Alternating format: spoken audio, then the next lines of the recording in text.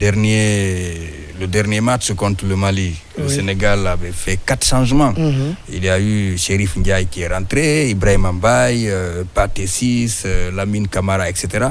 Donc, avec la première période, les consignes à la mi-temps, je pense que s'il y a nécessité de changer au niveau des compartiments, ils vont le faire.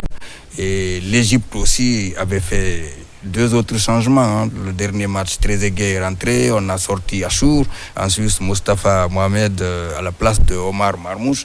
Donc il y a beaucoup de joueurs aujourd'hui qui peuvent faire la différence. Le plus important, ceux qui sont restés sur le banc ont vu les 11 qui ont démarré et l'entraîneur aussi a vu l'adversaire, les 11 autres. Donc pratiquement de chaque côté aujourd'hui, on est à mesure de dire bon, voilà, on change de tactique. Si en première période, on a beaucoup plus offensé à droite avec Ndiaye, à gauche avec Mané souvent.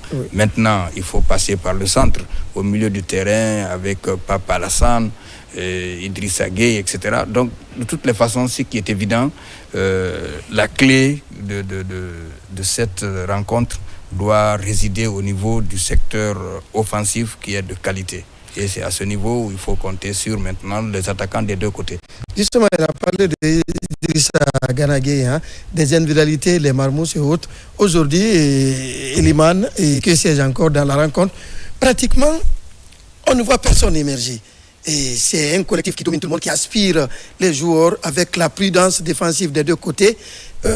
Si vous étiez l'entraîneur de l'un ou de l'autre, qu'est-ce que vous allez injecter pour essayer d'avoir beaucoup plus de flux